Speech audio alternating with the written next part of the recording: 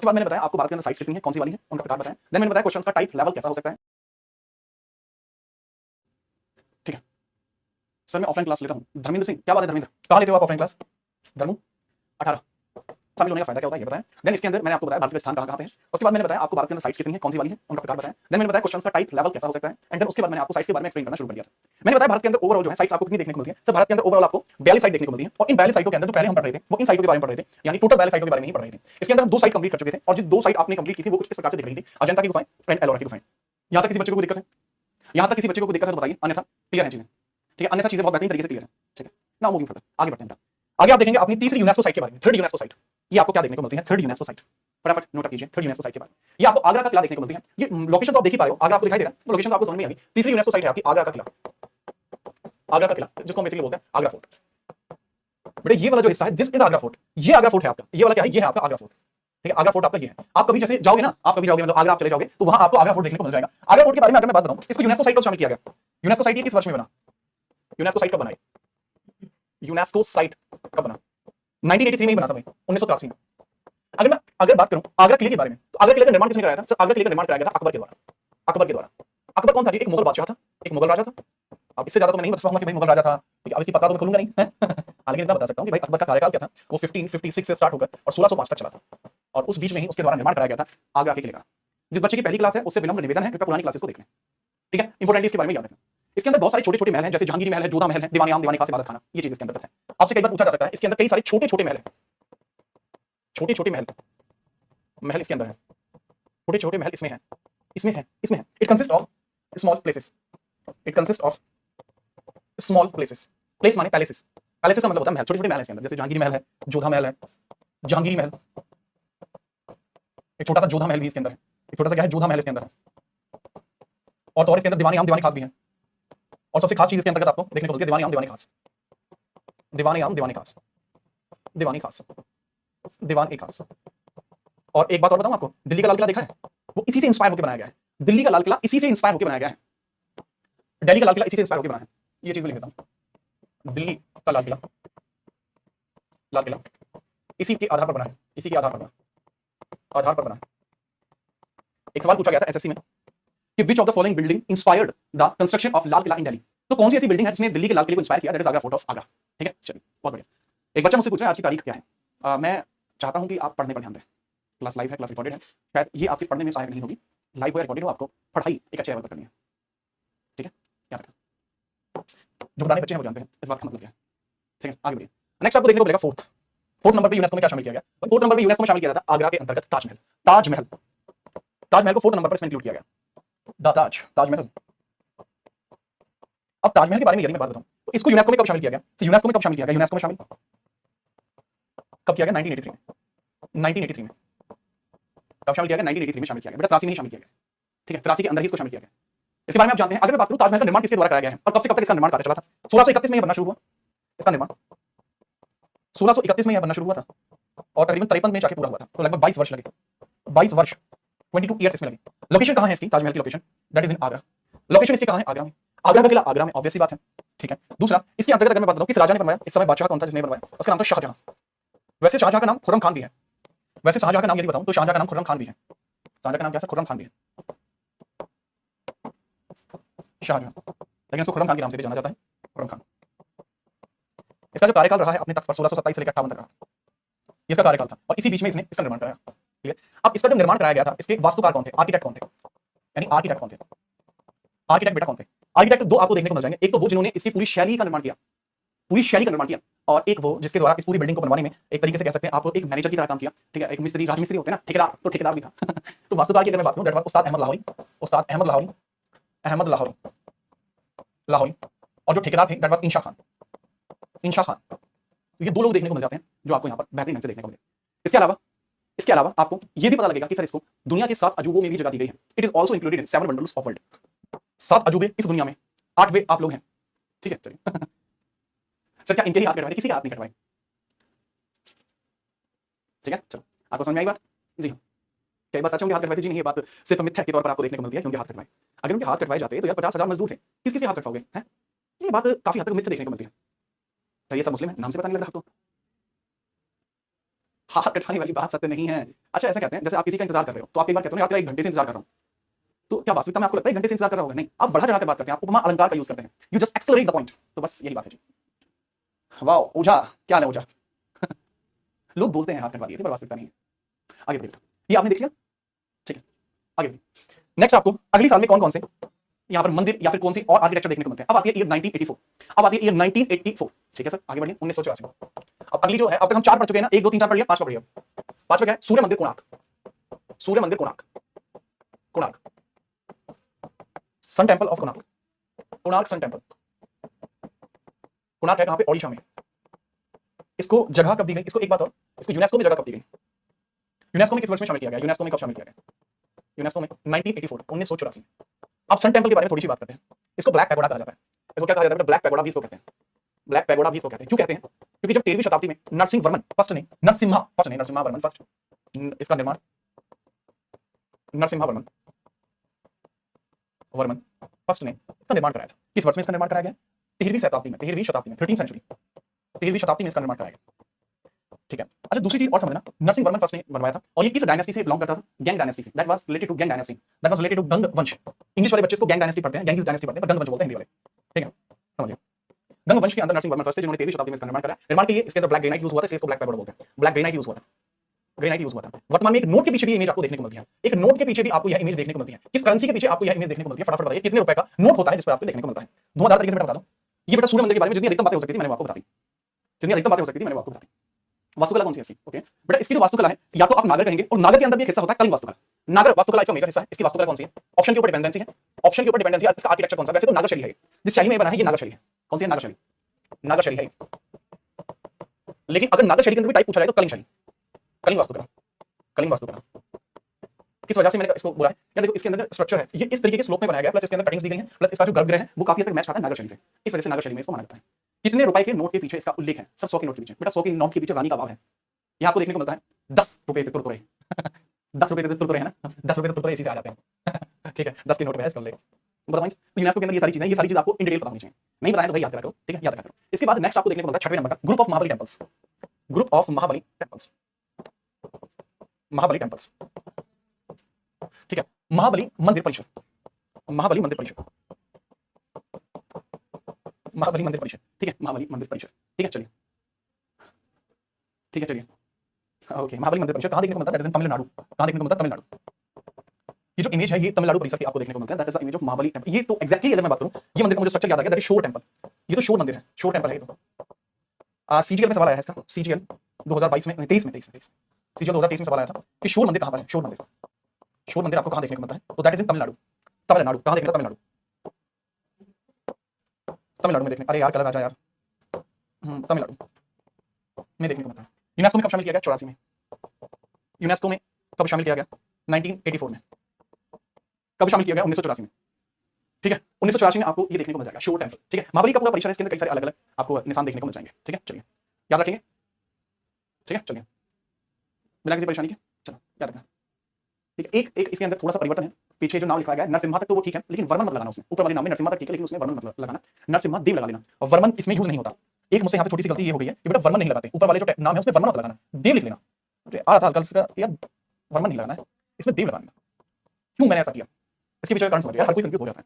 इसके पीछे का रीजन क्या है बेटा? Group of Mahabali temples. इसका निर्माण किसने करा? इसके अंदर बहुत सारे निर्माण का आपको देखने को मिलते हैं, और यहाँ है नरसिंह वर्मन, वहां है नरसिम्हा देव, और यहाँ है नरसिंह वर्मन, ठीक है नरसिंह वर्मन, नरसिंह वर्मन ने इसका निर्माण कराया था। नरसिंह वर्मन फर्स्ट ने इसका निर्माण कराया था, इसका निर्माण कराया बेटा ये था बस। वर्मन यहाँ आएगा, जो वर्मन है ठीक है, वर्मन जो है उनकी डायनेस्टी भी अलग है। कौन सी डायनेस्टी? पल्लव डायनेस्टी से, ठीक है। महामल्ल बोलते थे पल्लव डायनेस्टी से, क्योंकि वर्मन जो सरनेम है ये पल्लव यूज करते थे, पल्लव वंश से। पल्लव वंश की स्थापना किसने करी है? फटाफट बताओ। पल्लव वंश से, ठीक है। और याद रखना भाई साहब इनको महामल्ल भी कहते थे लोग, क्या बोलते थे? महामल्ल, इनका सबनेम था, उपनाम था इनका महामल्ल।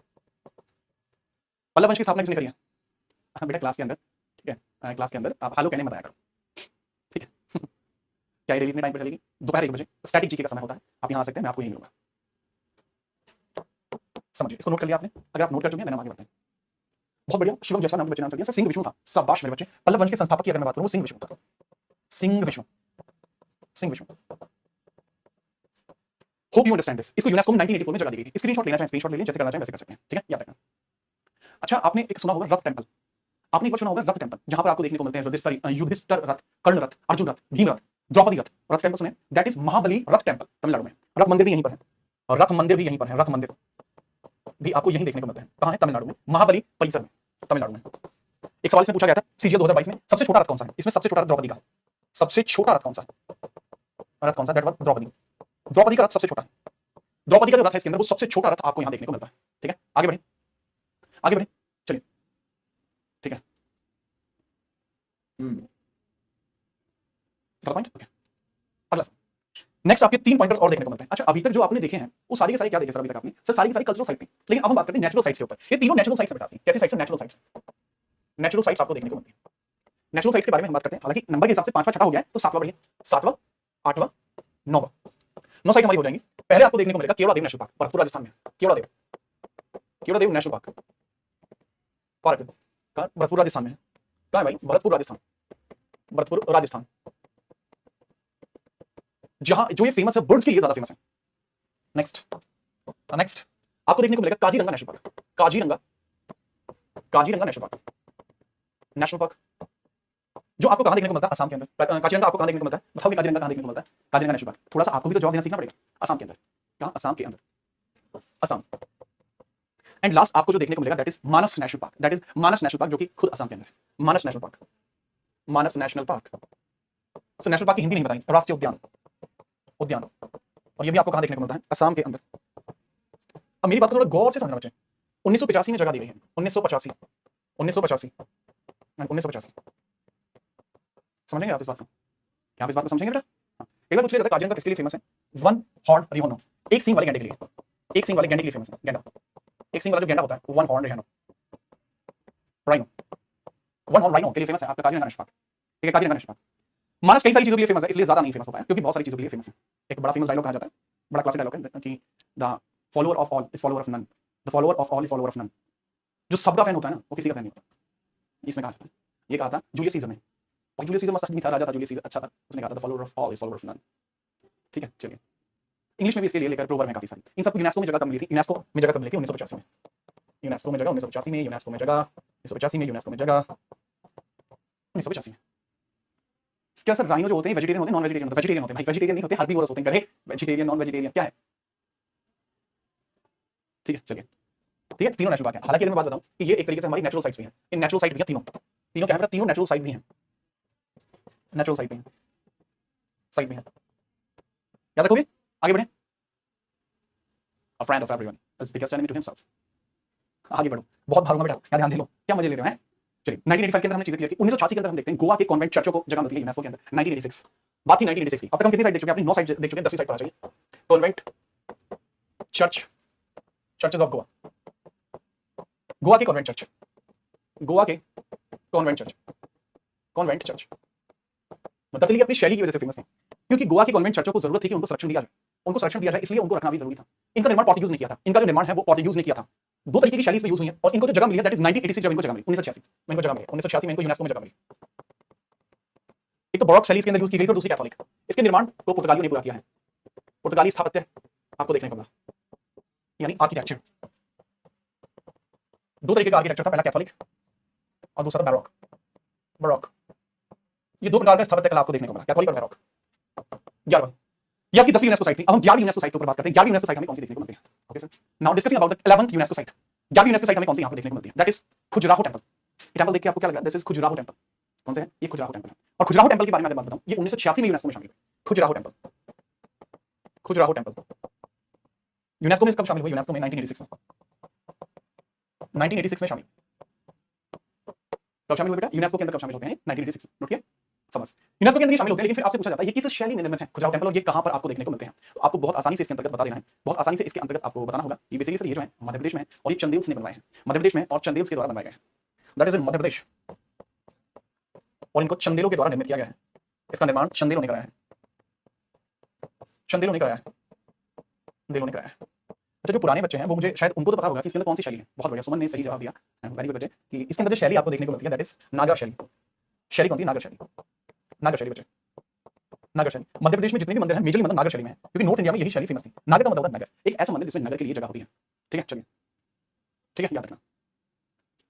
नितेश ने भी नागर ही बताई थी, बिल्कुल, नितेश ने भी नागर ही बताई थी। एक सवाल आपसे और पूछा जाता है, अगर बहुत ज्यादा डीप में जाके आपसे पूछने लगे कि खजुराहो टेम्पल्स के अंदर कितने टेम्पल्स आपको देखने को मिलते हैं, इसके अंदर लगभग लगभग आपको 23 टेम्पल देखने को मिलते हैं ओवरऑल, जो हिंदू या फिर जैन धर्म से बिलोंग करते हैं। ठीक है, चलो आपके ओवरऑल इसके अंदर 23 टेम्पल्स आपको देखने को मिलते हैं इस पूरे मंदिर परिसर में, और जो बिलोंग करते हैं या तो जो हमारा हिंदू धर्म है यानी सनातन, ठीक है, सनातन धर्म से या जैन धर्म से बिलोंग करते हैं, सनातन या जैन धर्म से बिलोंग करते हैं। ठीक है, याद रखिएगा, याद रखेंगे, कोई परेशानी मेरे ख्याल से तो आपको नहीं होनी चाहिए। ठीक है, चलो ये मस्त है यार ये बात, अब मुझे बोलना सही चलाना गया, अब मैं चला लेता हूँ इसको, है ना। ठीक है, आई गेस आप ये समझ पाए। नेक्स्ट आगे बढ़ाऊंगा, अगर आप समझ गए, नाउ आई एम मूविंग। 10 और 11 हो चुके हैं, आगे हम 12वें 13वें पे चलते हैं। ठीक है, बिना किसी परेशानी के आगे बढ़िए। ये क्या देखने को आपको मिलता है, ये वाला जो टेंपल है दैट इज हम्पी टेंपल, ये हम्पी है, दैट इज हम्पी टेंपल, ये हम्पी हो जाएगा, हम्पी ऑफ कर्नाटक। ठीक है, एंड ये this is Fatehpur Sikri, this is Fatehpur Sikri, this is Fatehpur Sikri. Now I am discussing about this. Fatehpur Sikri is in Agra, Fatehpur Sikri is in Agra. Image देखिए मुझे समझ में आ जाता है। अच्छा, ये भी किसी नोट के पीछे बना है, ये किस नोट के पीछे बना है, Hampi temple described on which note. कितने कर लिए मैंने, 11 कर लिए, 12 नंबर पे आपको देखने को मिलता है हम्पी। ठीक है, हम्पी, हम्पी जो कि कर्नाटक में है, कर्नाटक में है, और इसको यूनेस्को में कब शामिल किया गया, इन दोनों को यूनेस्को में सेम ईयर में शामिल किया गया था, सेम ईयर में इनको यूनेस्को के अंदर शामिल किया गया था 1986। इनको किसमें शामिल किया गया था, 1986 में, इसको 1986 में, इसको 1986 में, इसको भी 1986 में, 4 आए थे एक बार। ठीक है, चलिए, that all were included in 1986। ठीक है, इन यूनेस्को, ये कब शामिल किया गया यूनेस्को में, यूनेस्को 1986, 1986 यूनेस्को में 1986 में शामिल किया गया। हम्पी के अगर निर्माण की बात करें, निर्माण किसने किया है। अच्छा, इसकी फतेहपुर सीकरी के निर्माण की बात करूं, ये 13 नंबर पे है फतेहपुर सीकरी। अगर आपको पता है तो जवाब दीजिए, नहीं पता है तो सुन लीजिए। फतेहपुर सीकरी ये फेमस है, फतेहपुर सीकरी। पहले ऊपर वाले का काम खत्म करता हूं। अगर आपसे पूछा जाए कि हम्पी कर्नाटक का निर्माण जो किया था वो किसने किया था, हम्पी कर्नाटक का निर्माण किया था वो किसने किया था, that was done by Krishnadevaraya. Krishnadevaraya, Krishnadevaraya ने इनका निर्माण किया था। ये कौन सा, कहां से है, विजयनगर के राजा हुआ करते थे, विजयनगर, विजयनगर। जो बच्चे पुराने हैं मेरे वो जानते हैं विजयनगर का क्या सिस्टम है। इसके अंदर 4 वंश हुआ करते थे, संगम, सुलभ, तुलु, अरावली। तो संगम, सुलभ, तुलु जो है ना, तीसरा जो तुलु है, उसने इसका निर्माण कराया, तुलु का। तुलु डायनेस्टी के कृष्णदेवराय हुआ करते थे, उन्होंने हम्पी कर्नाटक के अंदर टेंपल स्थापित किए। ये हम्पी का रथ मंदिर है, महाबली के अंदर जो रथ मंदिर है वो अलग है, ये हम्पी का रथ मंदिर है जो हमारे यहाँ नोटों के पीछे देखने को मिलता है, लेकिन आपने ये नहीं बताया कौन सी नोट के पीछे है। ठीक है, अगर आपसे पूछा जाए हम्पी मंदिर जो ये शैली कौन सी है, देखो ये वाली जो शैली होती है डबल डोम, मतलब ये एक सिंगल डोम शैली होती है, लेकिन इसके अंदर शैली का आप अलग से स्ट्रक्चर देखो, ये वाली शैली जो है, अब आपको मतलब दिखाई होगी यार मंदिर कैसे बने हुए हैं, मीनाक्षी टेंपल कैसे बना हुआ है, ये कैसे बना हुआ है, तो दैट्स बेसिकली वोल। अगर हम्पी की बात करूं कि इसके अंदर वास्तुकला कैसी थी, द्रविड़ वास्तुकला, द्रविडियन वास्तुकला, आर्किटेक्चर कैसा था, द्रविडियन, द्रविडियन, द्रविडियन का मतलब होता है कैसी वास्तुकला थी सर, इसमें द्रविड़ वास्तुकला थी, द्रविड़ वास्तुकला आपको देखने को मिल जाए, कैसी वास्तुकला, द्रविड़ वास्तुकला देखने को मिल जाए। फतेहपुर सीकरी, सीकरी के अंदर अगर हम बात करें, इसका निर्माण कब हुआ था, 1569 की बात है जहां तक मुझे ध्यान जाता है, और एक बार कंफर्म करने की जरूरत खैर मुझे होती नहीं है, पर 1569 ही है मोस्ट प्रोबेबली। तो 1569 के अंदर निर्माण होता है जी फतेहपुर सीकरी का। आगरा के पास एक शहर है, ये पूरे एक तरीके से शहर की तरह इसको बसा दिया था फतेहपुर सीकरी को, और इसके अंदर फतेहपुर सीकरी के अंदर आपको एक मकबरा देखने को मिलता है, जो है आपके सलीम चिश्ती, सलीम चिश्ती का मकबरा भी आपको देखने को मिलता है फतेहपुर सीकरी में। फतेहपुर सीकरी का निर्माण किसने कराया था भाई, अकबर, अकबर ने इसका निर्माण कराया था, और 1571 में इसको अपनी राजधानी भी बनाया, और 1571 में अपनी राजधानी भी बनाया, 71 में राजधानी भी बनाया, धानी भी बनाया, बनाया। ठीक है, तो याद रखना, तो फतेहपुर सीकरी इसलिए खास है। एक जामा मस्जिद भी बनाई गई है फतेहपुर सीकरी में। ठीक है, चलिए, तो यूनेस्को में कब शामिल किया गया, आगे कहां पे, उत्तर प्रदेश के अंदर है, नोट करो, फटाफट नोट करो।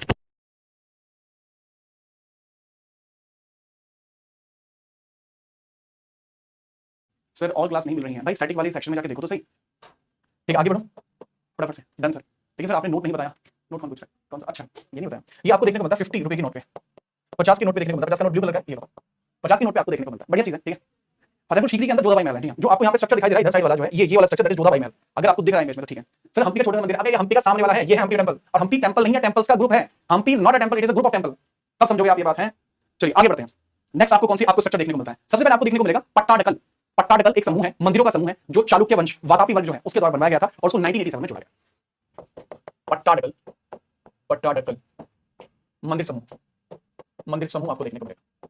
कौन से नंबर का भाई है, 13, 14, 14th।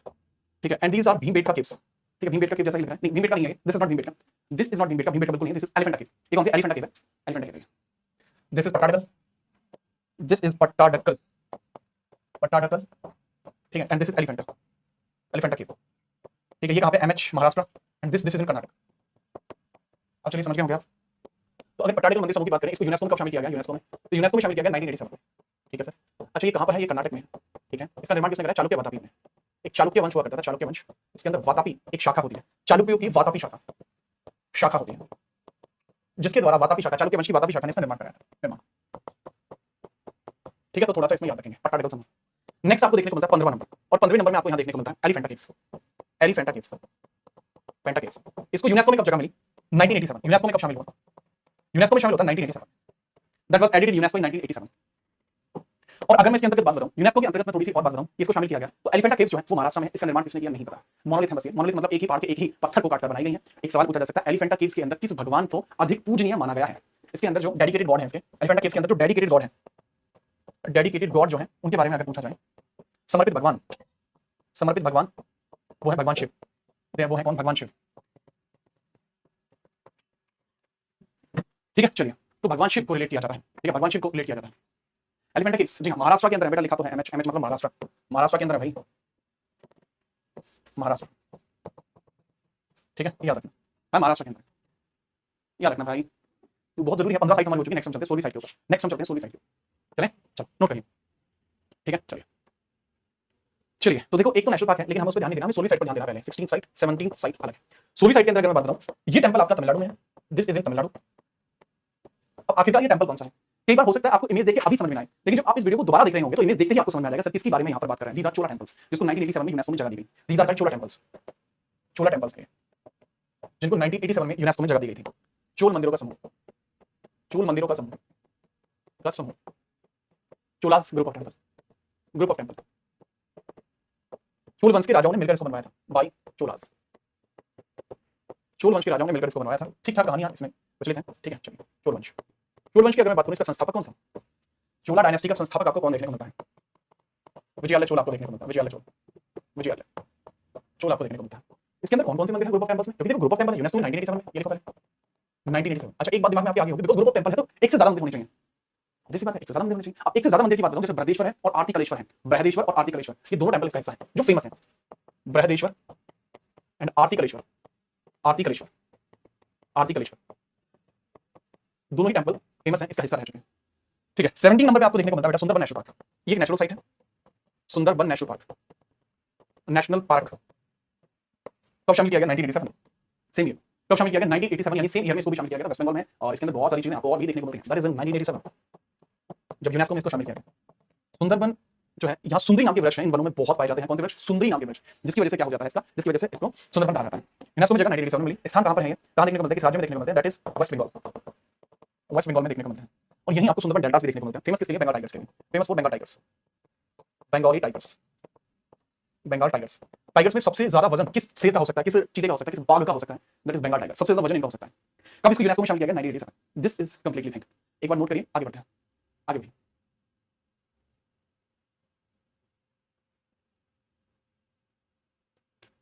क्लियर है? 17 हो गए, 18 पे चलें, थोड़ा तेज चलते हैं बेटा, हल्की सी स्पीड बढ़ाते हैं, 18 पे चलते हैं। ठीक है सर, मैं ऑफलाइन क्लास लेता हूँ। धर्मेंद्र सिंह, क्या बात है धर्मेंद्र, कहाँ लेते हो आप ऑफलाइन क्लास?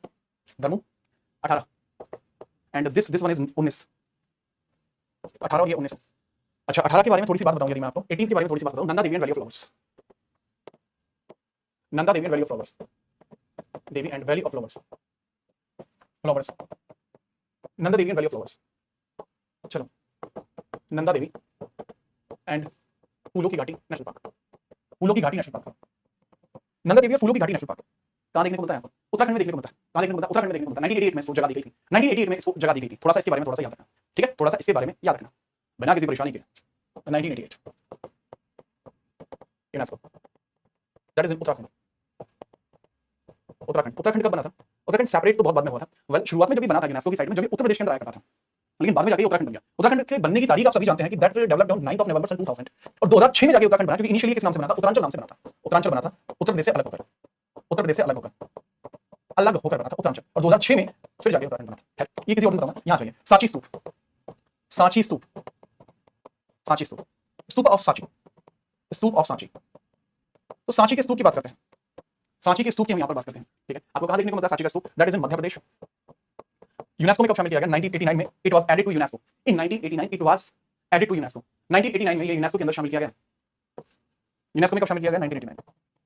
1989 में शामिल किया गया। सांची स्तूप का निर्माण किसने कराया? दैट वाज ग्रेट अशोका, जिसने निर्माण कराया था। निर्माण अशोका ने कराया,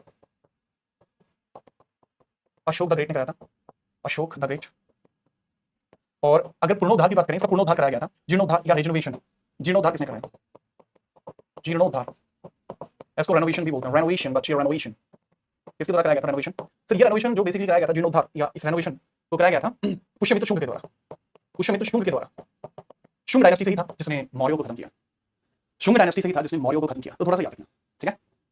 यूनेस्को में जगह 1989 मध्य प्रदेश में देखने को मिलता है। स्थापना अशोक ने की, जीर्णोद्धार पुष्यमित्र शुंग ने कराया। नेक्स्ट हम आगे बढ़ते हैं। नेक्स्ट सांची का स्तूप। सांची का स्तूप खत्म करने के बाद ये हुमायूं टॉम्ब है एंड ये कुतुब मीनार कॉम्प्लेक्स है। This is Humayun tomb, Humayun tomb है and this is Qutub Minar complex, this is Qutub Minar complex. Qutub Minar परिसर है वो हुमायूं टॉम्ब। इसको डाला गया था यूनेस्को में 1993 में इन यूनेस्को में इसको 1993 में डाल दिया गया। कुछ समय का वेट किया गया, कुछ समय का वेट किया गया, सेम फिर से 1993 में इसको फिर डाल दिया गया। दोनों कहाँ पे? Both are in Delhi. ये भी दिल्ली में है, दिल्ली, और ये कहाँ पे? ये भी दिल्ली में है। ठीक है, दिल्ली के अंदर आपको देखने को मिलता है, दिल्ली में देखने को मिलता है। खैर इनके बारे में मैं कल बताऊंगा, अभी मैंने 19 बता दिया और कल हम 20 से स्टार्ट करूंगा। आई गेस कि आपको कोई दिक्कत नहीं आई। ठीक है, कल हम 20 में स्टार्ट करने वाले हैं। ठीक है बेटा, अब बताओ कैसी रही आपकी क्लास? आई गेस की क्लास अच्छी रही होगी, कोई दिक्कत आपको नहीं आई होगी। अब जिसको डाउट पूछना डाउट पूछ सकते, बता दीजिए। यहाँ तक किसी प्रकार की कोई परेशानी किसी बच्चे को है तो बता दो, नहीं तो हम इससे आगे हम बढ़ेंगे। ठीक है, ठीक है, चलिए ठीक है, okay now I am moving start. लोगो जैसा है ऐसा रहेगा, जैसी परिस्थिति आपको दिख रही है ऐसी रहेगी। सांची के स्तूप तक हो गया था। जी हाँ बेटा, लास्ट सांची का स्तूप था जो आपका 19वें नंबर की यूनेस्को साइट थी। उसके बाद मैं 20वें नंबर की यूनेस्को साइट पर आ चुका था, दैट इज हुमायूं टॉम्ब, जो कि क्या नाम है उसका? हुमायूं टॉम्ब है। अगर मैं बात करूं हुमायूं टॉम्ब की लोकेशन कहां देखने को मिलती है, लोकेशन बेटा हुमायूं टॉम्ब की लोकेशन जो आपको देखने को मिलती है दैट इज दिल्ली। दिल्ली की लोकेशन आपको देखने को मिल जाती है। एंड यदि मैं बात करूं इसको यूनेस्को में कौन सी जगह शामिल किया गया, इस ईयर में शामिल किया गया, दैट वाज द ईयर 1993, 1993 में शामिल किया गया था। लेकिन हुमायूं टॉम्ब के बारे में क्या कुछ खास बातें हैं? जी हाँ, ये दिल्ली के अंदर तो है ही। इसका निर्माण किसने कराया? हाजी बेगम ने। किसने कराया? हाजी बेगम ने। हाजी बेगम ने कराया, जो कि हुमायूं की वाइफ थी, वाइफ ऑफ हुमायूं। हुमायूं की वाइफ करती थी हाजी बेगम, उनके द्वारा निर्माण जो है कराया गया है। अच्छा दूसरी चीज समझना हुमायूं टॉम्ब के बारे में, ये पहली स्मारक है, पहली मुगल स्मारक, पहली मुगल स्मारक, स्मारक जो 4 बाग शैली में थी। 4 बाग शैली में थी। कैसी शैली में थी? 4 बाग शैली। इसको बोलते हैं 4 garden architecture, 4 garden architecture, architecture में थी। ये जो आप देख पा रहे हो दिस इज हुमायूं टॉम्ब, ये हुमायूं की टॉम्ब है भाई, हुमायूं की टॉम्ब। हुमायूं कौन था? ठीक है, हुमायूं था कौन आखिरकार? भाई हुमायूं के बारे में अगर मैं बात बताऊं, ये एक मुगल बादशाह हुआ करता था, बाबर का बेटा था और इसका बेटा अकबर था। ठीक है, उम्मीद है कि आप समझ पाए होंगे। हाँ जी, 4 बाग शैली में पहली जो स्मारक है बिल्कुल है। नेक्स्ट हम आगे बढ़ेंगे 21st। अगली आपको देखने को मिलता है Qutub Minar complex, Qutub Minar complex. Sir Hindi में तो बता नहीं रहे आप, सर आप तो गलत आदमी हो। अरे बेटा इसको बोलते हैं कुतुब मीनार परिसर, कुतुब मीनार परिसर, परिसर।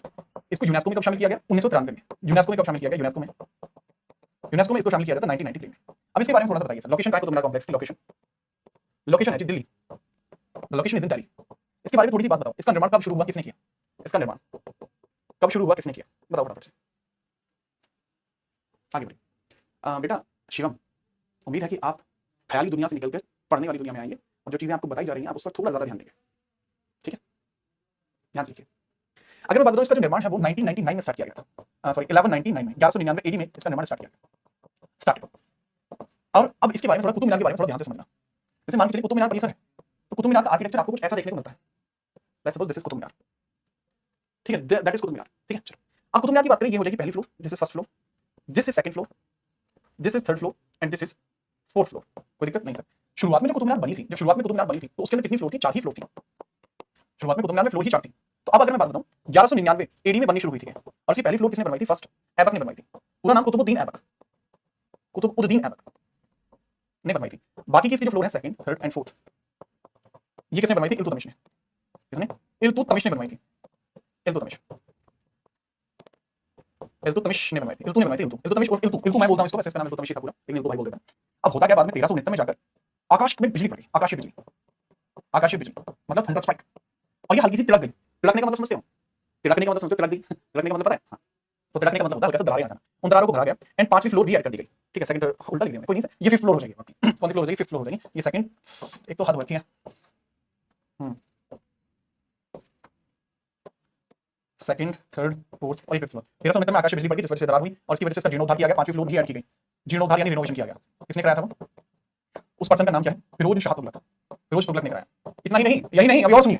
उसके बाद क्या हुआ सर? इसके बाद जो है अपना 1505 में भूकंप के कारण दिक्कत हो गई थी, भूकंप से दिक्कत हुई, जिसका जीर्णोद्धार किसने कराया? फिर से कुतुब मीनार का जीर्णोद्धार किसने कराया? अब क्या कराया था? सिकंदर लोदी ने, फिरोज तुगलक खान, और ये सिकंदर लोदी ने कराया। यही नहीं, अभी और सुनिए। अब क्या हो गया sir? 1803 doctor Robert Smith Bharat के अंदर, रॉबर्ट स्मिथ हुआ करते थे भारत के अंदर, इनके द्वारा क्या किया गया? इन्होंने पहला तो करपोला ऐड करा, कुतुब मीनार के पास करपोला ऐड करा, एडेड करपोला, जिनको फॉली बोला जाता है, करपोला ऐड करा इन्होंने, इसको क्या बोलते हैं? फॉली बोलते हैं। और कुतुब मीनार का निर्माण करा, कुतुब मीनार का जीर्णोद्धार करा, रिनोवेशन। तो ये कुतुब मीनार से रिलेटेड कुछ फैक्ट थे जो शायद आपको पता होने चाहिए। उम्मीद करता हूं आपको कुतुब मीनार के बारे में आपको समस्या नहीं होगी, कुतुब मीनार किसने बनाई, कैसे बनाई। ठीक है, चलिए शाबाश। ठीक है, चलो मुझे सबके कमेंट दिखाई दे रहे हैं और जो बच्चे कमेंट कर रहे हैं वो सब मुझे पढ़ पा रहा हूं, सब देख पा रहा हूं। ठीक है, चलिए उम्मीद है आप समझ पाए होंगे मैं यहाँ क्या बता रहा हूं। ठीक है, जिसको भी कमेंट चाहिए चाहता है कि कमेंट पढ़ी जाए तो लास्ट के 5 मिनट में कमेंट ही पढ़ी जाएंगी, अभी फिलहाल में पढ़ने पर ध्यान दें।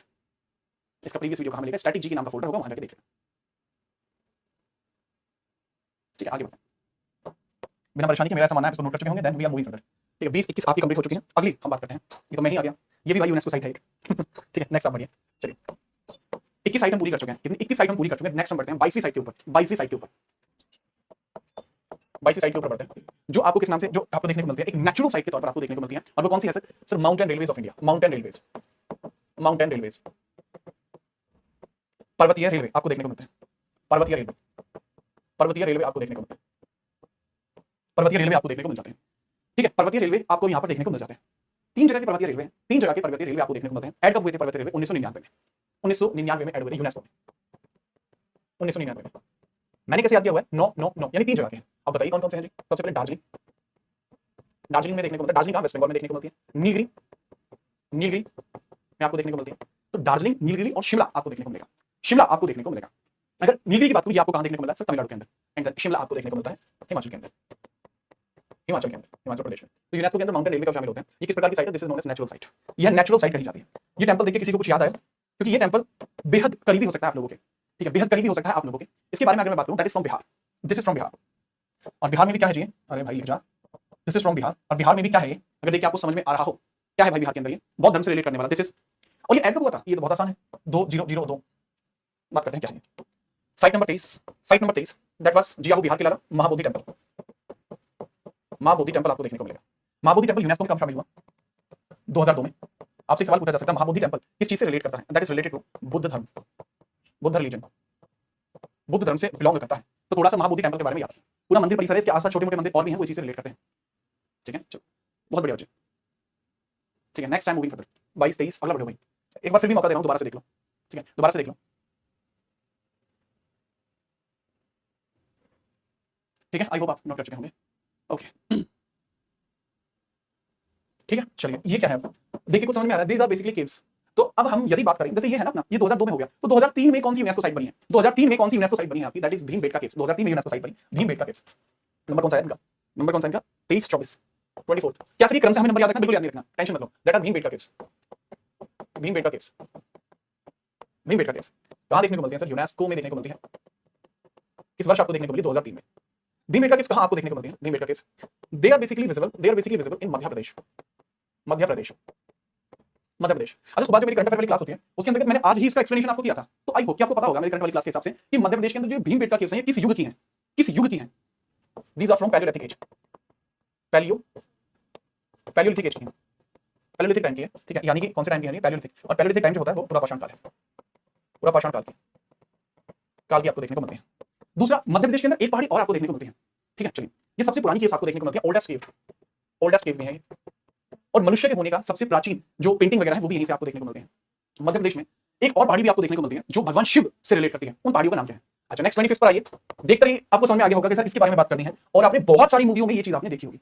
ये चीज क्या है? ठीक है, चलिए ये चीज क्या है? ये आपने बहुत सारी जगह आपने देखी होगी। ये बेसिकली है क्या? This is Chhatrapati Maharaj Shivaji terminus, Mumbai. Mumbai में है, मुंबई। छत्रपति शिवाजी महाराज टर्मिनस आपको देखने को मिलता है। छत्रपति शिवाजी महाराज टर्मिनस आपको देखने को मिलता है। टर्मिनस आपको देखने को मिलता है जो यूनेस्को में 2004 में ऐड होता है। यूनेस्को में कब ऐड हुआ? 2004 में। 2004 में ऐड होता है। ठीक है, चलो अगर मैं बात करूं इसके अंदर डोम, डोम याद रख लेना, 1 डोम 2 डोम 3 डोम और 4 डोम। तो ऐसे याद रख लेना 4। हिंट है, एक्चुअल में ऐसा नहीं है, हिंट है। ठीक है, that is just a hint, hint है। ओके, छत्रपति शिवाजी महाराज टर्मिनस आपको देखने को मिल जाएगा। तो ये यूनेस्को के अंदर ऐड होता है। कहां है? स्थान कहां है? लोकेशन कहां है? महाराष्ट्र। महाराष्ट्र, लोकेशन महाराष्ट्र आपको देखने को मिल जाएगी। लोकेशन आपको महाराष्ट्र देखने को मिल जाएगी। नेक्स्ट इसके बारे में ये भी याद रखना, इसके बारे में थोड़ी सी बातें आपको और भी याद रखनी होगी, और भी आपको याद रखनी होगी। जैसे इसके वास्तुकार कौन है और इसकी वास्तुकला का टाइप क्या है? वास्तुकार कौन है, वास्तुकला का टाइप क्या है? ठीक है, वास्तुकला का टाइप क्या है और वास्तुकार कौन है? इसके आर्किटेक्चर, आर्किटेक्चर कौन है और इसकी आर्किटेक्चर डिजाइन कौन सा है? आर्किटेक्चर डिजाइन कौन सा है? एक बच्चा कह रहा है सर क्या इसके बारे में कुछ और भी याद रखना है भीमबेटका के बारे में? ओके, एक किताब है जिस किताब में इसके टाइम को लेकर थोड़ी सी और परिकल्पनाएं की गई हैं। कुछ पुस्तकों में इसको पैलियोलिथिक बोला गया है, जबकि कुछ ऐसी पुस्तकें भी हैं। मैं समझ गया आप क्या पूछना चाहते हो। आप बस ये पूछना चाहते हो कि सर हमारे टीचर ने हमें मध्य पाषाण लिखवा रखा है, क्या वो सही है? देखो बेटा, भीमबेटका केव्स को लेकर बहुत सारी बातें ये भी हैं कि ये मेसोलिथिक एज की है। मेसोलिथिक एज की यानी मध्य पाषाण की है।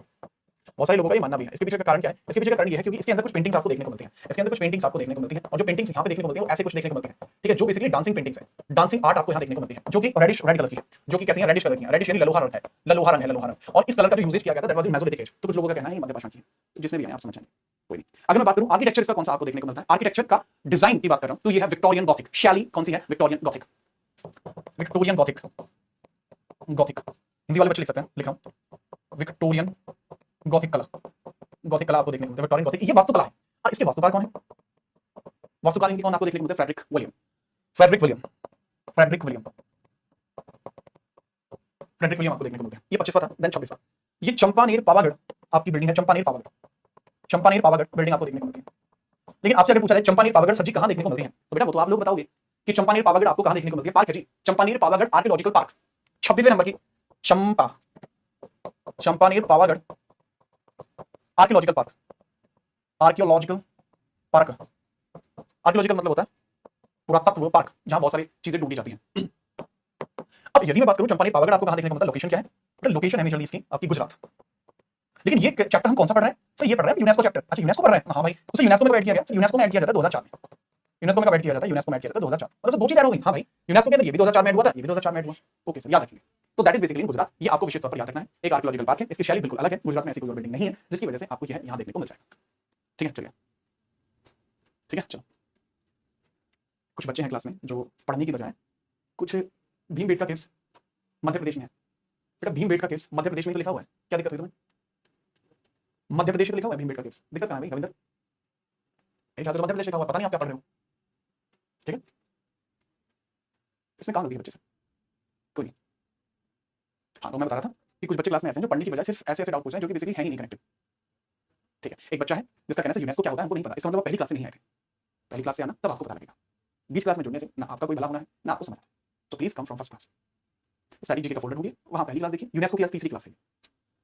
उम्मीद है कि आप मेरी बातों को ध्यान से समझेंगे, एक छात्र होने के नाते, क्योंकि जहां तक मुझे याद है ये मेरी पीडीएफ है जो इस क्लास में मैंने यूज किया। सबसे पहले मैंने बताया था यूनेस्को क्या होता है और बहुत बढ़िया तरीके से यूनेस्को क्यों होता है, क्या कैसे यूनेस्को बना, यूनेस्को में कितनी साइट है, भारत में कितनी है, कौन कौन सी है, क्या क्या उनके प्रकार है, किस तरीके के टाइप ऑफ क्वेश्चंस होते हैं वो भी मैंने आपको बताया था, किस किस एग्जाम में आते हैं ये भी मैंने आपको बताया था, और फिर एक एक करके सारी साइटों को मैं लिखवाता चला आया, और ऐसे ही साइटों को लिखवाता चला आकर अब मैं पहुंच चुका हूं साइट नंबर, कौन सी साइट पे, ये पेज लिख करता हूं बीच में आ रहा है, और ऐसे लिखवाता अब मैं आ चुका हूं साइट नंबर 26 पर। आप नहीं है, ये आपकी गलती है। 26 पे आ चुके हैं, 27 पर आइए, 27। बताने की जरूरत है क्या चीज है बाबू? That is Lal Qila. क्या है? लाल किला है। कौन से नंबर पे बाबू? 27वें नंबर पे आपको लाल किला देखने को मिल जाएगा। 27वें नंबर पे आपको क्या देखने को मिल जाएगा? लाल किला देखने को मिल जाएगा। कब ऐड किया गया? सन 2007 में Lal Qila added in 2007 UNESCO. UNESCO कब ऐड हुआ था? 2007 में। ठीक है, लाल किला की लोकेशन क्या है? तो दिल्ली में देखने को मिलता है, दिल्ली में देखने को मिलता है। लाल किले का निर्माण किसने कराया? लाल किले का निर्माण किसने कराया? सर लाल किले का निर्माण, ये तो आपने बहुत हैवी सवाल पूछा, आसान सवाल पूछा सर कोई। अच्छा तो निर्माण तो भाई आसान ही है, इसका निर्माण काफी आसान सवाल। इसका निर्माण कराया है शाहजहां ने, शाहजहां ने। ये किससे प्रेरित है? आगरा के फोर्ट से प्रेरित है। कहां से प्रेरित है? आगरा के फोर्ट से प्रेरित है शाहजहां। कौन था? मुगल बादशाह था, मुगल बादशाह था। इसका कार्यकाल कितना रहा सर? 1627 में राजा बना था, 58 में इसी के बेटे ने इसकी पार्किंग करा दी। अच्छा ये वो वाला शाहजहां था, हाँ इसने बनाया था लाल किला। जी हाँ, लाल किले में कुछ खास है क्या? बिल्कुल। लाल किले के अंदर छोटी छोटी इमारतें भी आपको देखने को मिलती हैं, लाल किले के अंदर छोटी छोटी इमारतें देखने को मिलती है, जैसे दीवानी आम, दीवानी खास, दीवानी आम, दीवानी खास। और अब जो मैं लिखने जा रहा हूँ उसको सुनते ही आपकी पैरों तले जमीन खिसक जाएगी मित्रों। इसके अंदर आपको मोती मस्जिद देखने को मिलती है। क्या? मोती मस्जिद देखने को मिलती है। और इस मोती मस्जिद का निर्माण किसने कराया था? जो बच्चा बता देगा उसको 5 रुपए की अलपल्ली भी ट्रॉफी मिलेगी। तो बताइए। अगला सवाल, 28वीं यूनेस्को साइट हमारी कौन सी है? दैट इज, जानते हो, जंतर मंतर, जंतर मंतर, जंतर मंतर परिसर। इसके खास होने के पीछे का कारण क्या है? यह है खगोलीय बिल्डिंग है, यह है खगोलीय बिल्डिंग है, खगोलीय, खगोलीय बिल्डिंग है, इमारत है। एस्ट्रोनॉमिक कैसी है? एस्ट्रोनॉमिक, एस्ट्रोनॉमिक है ये। कौन सी? एस्ट्रोनॉमिक। चलिए ठीक है, चलिए। अच्छा अब मैं यहाँ पे बताऊं कि मोती मस्जिद जो है यहाँ पे किसने बनवाई थी? बेटा ये जो बच्चे शाहजहां बता रहे हैं उनको बेसिकली गलत पता है। देखो मोती मस्जिद जो लाल किला दिल्ली के अंदर है वो किसने बनवाई थी? वो बनवाई थी औरंगजेब ने। मतलब मैं इसके लिए भाई यूज नहीं करता, औरंगजेब ने बनवाई थी। I personally don't like the things, the works, the policies of Aurangzeb. Aurangzeb ने बनवाई थी, औरंगजेब। क्या नाम है? औरंगजेब। ठीक है, लेकिन यहाँ पे समझना एक मोती मस्जिद और भी है, एक मोती मॉस्क यानी मोती मस्जिद और भी है जो कि आगरा में है, वो शाहजहां ने बनवाई थी, वो शाहजहां ने बनवाई थी, वो शाहजहां ने बनवाई थी। अच्छा ये एस्ट्रोनॉमिक बिल्डिंग है, लेकिन सबसे जरूरी सवाल, ये यूनेस्को में कब ऐड की गई? अच्छा यहाँ पे आप कभी जब जाओगे यहाँ जंतर मंतर में, तो यहाँ पे आप जब बैठोगे, यहाँ से अगर एक आंख लगा के देखोगे सामने, तो आपको यहाँ पे प्लैनेट्स दिखाई देंगे। ठीक है, यहाँ से आपको प्लैनेट्स दिखाई देंगे बिकॉज ऑफ इट्स स्ट्रक्चर। इसका ऐसा स्ट्रक्चर है, इस वजह से ऐसा हुआ होता है। तो अगर एस्ट्रोनॉमिक बिल्डिंग के बारे में आपसे बताया जाए कि कब इसको शामिल किया गया था, 2010 में यूनेस्को में शामिल किया गया, जो एक बड़ी बात थी। 2010 में यूनेस्को में शामिल किया गया। इसका निर्माण किसने करा था? जयसिंह सेकंड ने करा था। राजपूत रूलर हुआ करते थे, और इनको भाई कह सकता हूं मैं, ठीक है। एक राजपूत रूलर के द्वारा इसका निर्माण कराया गया, नाम जयसिंह सेकंड। जयसिंह सेकंड, जयसिंह थे। कौन से वंश के थे? कछवाहा वंश के थे। कछवाहा वंश के थे। राजा कहां के थे? जयपुर के राजा थे। जयपुर का निर्माण किसने कराया? जयसिंह ने कराया था। कब कराया था? 1727 और 28 के मध्य, और उन्हीं के द्वारा जंतर मंतर बनवाए गए हैं। जंतर मंतर टोटल कितने हैं? टोटल आपको 5 जंतर मंतर देखने को मिलते हैं। कहां देखने को मिलते हैं? बताने वाले को 5 रुपए की 5 स्टार उनकी महिला मित्र उनको खिलाएंगी। क्या मैं बता दूं, दिल्ली, जयपुर, उज्जैन, इलाहाबाद एंड वाराणसी। इलाहाबाद एंड वाराणसी आपको देखने को मिल जाएगा। आईएएस की कोई समस्या आपको नहीं होगी, नोट कर लीजिए।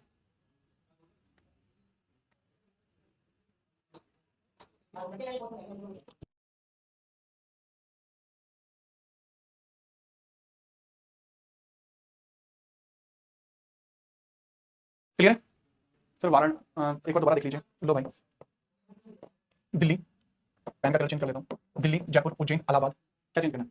वाराणसी तो नहीं, मथुरा, मथुरा, मथुरा, मथुरा, लास्ट मथुरा, मथुरा, मथुरा था, वाराणसी नहीं था भाई, मथुरा था। ठीक है, याद रखिए क्या था? मथुरा था, इलाहाबाद नहीं था इसमें से। गलती होगी पूरी, क्योंकि वाराणसी तो था, इलाहाबाद नहीं था। वाराणसी तो था, इलाहाबाद नहीं था। वाराणसी तो था लेकिन इलाहाबाद नहीं था। अब ठीक है बेटा, स्क्रीनशॉट ले सकते हैं। दिल्ली, जयपुर, उज्जैन, वाराणसी, मथुरा, या 5 जगह आपको जंतर मंतर देखने को मिलता है।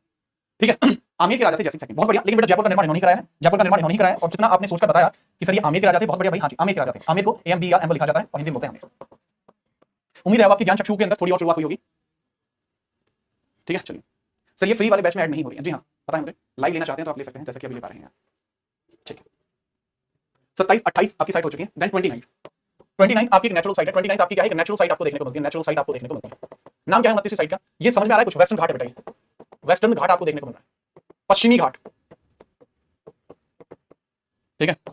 अब पश्चिमी घाट, सर पश्चिमी घाट को समझ नहीं आया, मतलब क्या करेगा बेटा? अगर हम बात करें इंडिया के मैप की, इस तरीके से अगर मैं इंडिया के मैप की आपको बात करूं, तो इंडिया के अंदर एक लोकेशन आपको देखने को मिलती है, बेसिकली ये वाली लोकेशन। तो यहाँ पे क्या है? बहुत सारी आपकी बायोडाइवर्सिटी वगैरह है। तो ये वाला जो एरिया है, this is known as Western Ghats. ये क्या कहलाता है? वेस्टर्न घाट्स, जो कि यहाँ पे मैप में भी दिखाया गया है। तो इसको भी यूनेस्को के अंदर शामिल कर दिया गया। इसको भी क्या कर दिया गया? यूनेस्को के अंदर इसको भी शामिल कर दिया गया। लेकिन सबसे बड़ी बात आपको यहाँ देखने को मिलती है कि यूनेस्को के अंतर्गत इसको कब शामिल किया जाता है? यूनेस्को के अंदर इसको शामिल कब किया जाता है? 2011 में, 2011 में, 2011 के अंदर आपको शामिल किया। ठीक है, 2011 में कहां शामिल कर दिया गया? यूनेस्को में।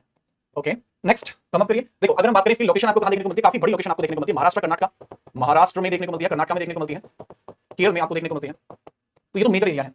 जहां ये तो क्या हो जाएंगे? ये तो आपके एरिया हो जाएंगे। तमिलनाडु के भी कुछ एरियाज में आपको इसका एक्सपेंशन देखने को मिलता है, लास्ट वाले छोर पर। तमिलनाडु के भी कुछ एरियाज में इसका एक्सपेंशन देखने को मिलता है, लास्ट वाले कुछ छोर पर। एंड वेस्टर्न घाट को शहयाद्री भी बोलते हैं। ज्योग्राफिकली इसको क्या बोलते हैं? शहयाद्री भी बोलते हैं। पूरे इंडिया में सबसे ज्यादा बायोडाइवर्सिटी, जैव विविधता अगर कहीं है तो वो यही है। उम्मीद है आप इसको याद रखेंगे। उसके बाद 30वीं साइट के बारे में बात करते हैं।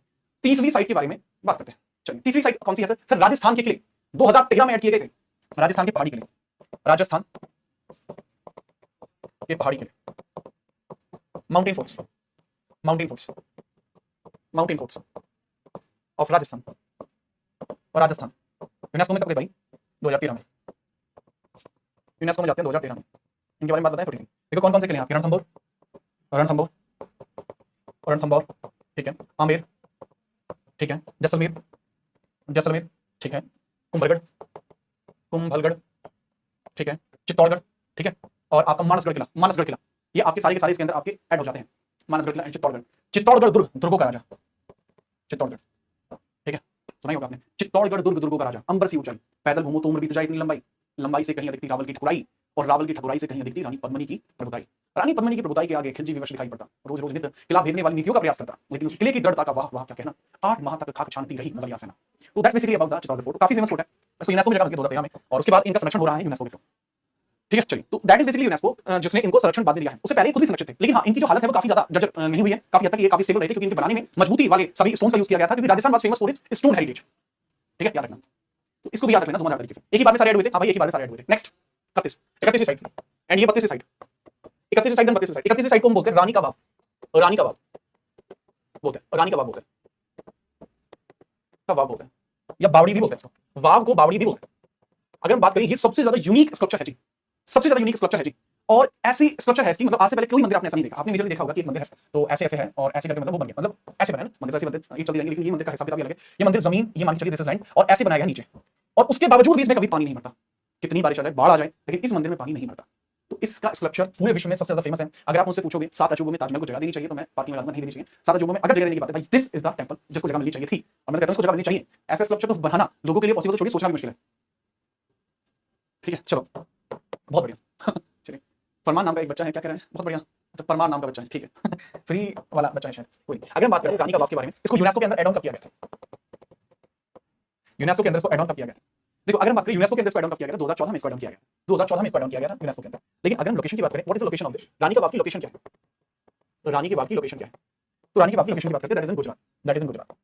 मैंने रानी का बाग की देखो पूरी थ्योरी में नहीं एक्सप्लेन कर सकते हैं कि मतलब, क्योंकि चीजों को मेंटेन करना है, लेकिन हाँ इसके बारे में जो जानकारी है वो मैंने अपने इंस्टाग्राम जीतराना.77 पर इसकी मैंने पूरी स्टोरी बताई हुई है, आप देख सकते हैं वहां पर भी। लेकिन अगर हम बात करें एक नोट के ऊपर भी आपको इम्बैल हुआ देखने को मिलता है, कितने रुपए के नोट के ऊपर इसके आपको अस्तित्व देखने को मिलते हैं, एक बार बता दीजिए। दूसरा इसके अंदर ये भी याद रखना, इसको किसने बनवाया था? रानी उदयंती ने बनवाया था, ठीक है। रानी उदयंती चालुक्य वंश की भीमदेव सेकंड की वाइफ हुआ करती थी। कुछ किताबों में उदयंती और कुछ में उदयमती लिखा हुआ है, याद रख सकते हैं। उदयमती, क्वीन उदयमती, और कुछ में क्वीन उदयंती लिखा हुआ है, उदयंती लिखा हुआ है, ठीक है। और याद रखना भीम सेकंड की वाइफ थी, wife of Bhim second Chalukya वंश, भीम सेकंड चालुक्य वंश, चालुक्य चालुक्य वंश की भीम सेकंड की वाइफ हुआ करती थी, चालुक्य वंश की भीम सेकंड की वाइफ हुआ करती थी, उदयंती उदयमती। कितने के नोट पर है? 100 रुपए के नोट पर है, 100 के नोट पर देखने को मिलता है। आगे बढ़िए, नेक्स्ट आपको देखने को मिलता है the great Himalayan national park, the great Himalayan national park, Himalayan national park, national park. अच्छा, अगर इसके बारे में बात बताएं तो ये आपको कहां देखने को मिलता है? दैट इज इन हिमाचल प्रदेश। हिमाचल प्रदेश में आपको देखने को मिलती है लोकेशन। यूनेस्को में कब डाउन किया गया था? यूनेस्को में। अब मैं यहां से आगे जितनी भी साइट में कराऊंगा उनके एग्जाम में पूछे जाने के चांसेस ज्यादा हैं। क्यों? क्योंकि ये सबके सब आपको पता होनी चाहिए हर चीज, क्योंकि लेटेस्ट साइट्स में आप आएंगे, क्योंकि ये लेटेस्ट साइट्स में आप आपको देखने को मिलेंगे।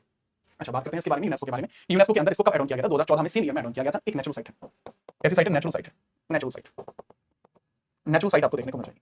और हमारी साइट कितनी बची है भाई? 10 साइट बची है, 10 साइट हमारी बची है, ठीक है। चलिए आगे बढ़िए, नेक्स्ट हम आगे बढ़ते हैं। 32 हो चुकी है, 33 साइट की बात करते हैं। 33 साइट, 33। एक बार फिर आप चाहें तो स्क्रीनशॉट भी ले सकते हैं, अगर आपको नहीं पता है तो मैं बता दूं, स्क्रीनशॉट की सुविधा भी हमने उपलब्ध करा दी है। आगे बढ़िए, नेक्स्ट हम बात करते हैं नालंदा यूनिवर्सिटी। साइट का नंबर है 33, site number 33, Nalanda university, Nalanda university, Nalanda university, ठीक है। कहां पर है? बिहार के अंदर, बिहार के अंदर बहुत फेमस यूनिवर्सिटी आपको देखने को मिलती है नालंदा। अच्छा, नालंदा की अगर मैं बात बताऊं, नालंदा की, नालंदा को किसने बनवाया था? इसका निर्माण किसने कराया? नालंदा का निर्माण कराया गया था बेसिकली, वो किसके द्वारा कराया गया था? नालंदा का निर्माण किया गया था कुमार गुप्त के द्वारा, कुमार गुप्त के द्वारा किया जाता है। लेकिन भाई इसको तहस नहस भी किया गया था, इसको तहस नहस भी किया गया था, क्या तहस नहस भी किया गया था इसको। तहस नहस को करने को बोलते हैं पैरिश, पैरिश। इसको विध्वंसित भी किया गया, इसका विध्वंस भी किया गया। वो किसने किया था? 1193 में बख्तियार खिलजी ने, बख्तियार खिलजी ने किया था, जो गौरी का कमांडर हुआ करता था, मोहम्मद गौरी का कमांडर हुआ करता था। ये पर्सन भी बिल्कुल ही करेक्ट था। खैर, अगर हम बात करें नालंदा यूनिवर्सिटी की, यूनेस्को में कब ऐड किया था? यूनेस्को में, वो समझिए बेटा, यूनेस्को में ऐड करना है 2016 में, याद रखें। कुमार गुप्त गुप्ता डायनेस्टी से है, ठीक है, गुप्ता डायनेस्टी से आपको देखने को मिलते हैं। जी हाँ, बिल्कुल कुमार गुप्त, 1193 में संविधान भी किया गया था। उम्मीद है नालंदा यूनिवर्सिटी के बारे में आप पूरी जानकारी रखेंगे। नेक्स्ट देखो, ये कैंचोंग डैंग करके एक पार्क है, जिसको मैं तो भाई कंचनजंगा ही पढ़ पाता हूँ, कंचनजंगा ही पढ़ पाता हूँ। 34 लिखने के लिए स्पेलिंग तो मुझे याद है, KANCHENZONGA, ठीक है। अब बोलने के लिए तो भाई आप इसको जो प्रोनाउंस करना चाहें सिक्किम की भाषा में, क्योंकि मुझे सिक्किमी नहीं आती, ठीक है, और दैट्स व्हाई इसको हम कंचनजंगा पढ़ते हैं, Kanchenjunga national park, national park. इसको भी 2016 में ही यूनेस्को में ऐड किया गया था, यूनेस्को में ऐड किया गया था इसको कब? 2016 में। लेकिन इसके बारे में विशेष बात है एक, क्या विशेष बात है वो समझिए, इसके बारे में विशेष बात क्या है वो आपको समझनी होगी। विशेष क्या है इसके बारे में वो समझिए। विशेष यह है एक मिश्रित साइट है, मिश्रित साइट है, मिश्रित, यह एक मिश्रित साइट है, मिश्रित साइट है, मिश्रित, तो याद रखना कैसी साइट है? मिश्रित साइट है, एक ओनली मिश्रित साइट है, ओनली यही है मिश्रित साइट, बस एक। कहां पर है? सिक्किम में, लोकेशन सिक्किम, लोकेशन कहां है बेटा? सिक्किम में, लोकेशन कहां? सिक्किम में देखने को मिलेगी, ठीक है। करिए, बहुत बढ़िया, याद रखेंगे सब। चलिए, तो ये चीजें आपकी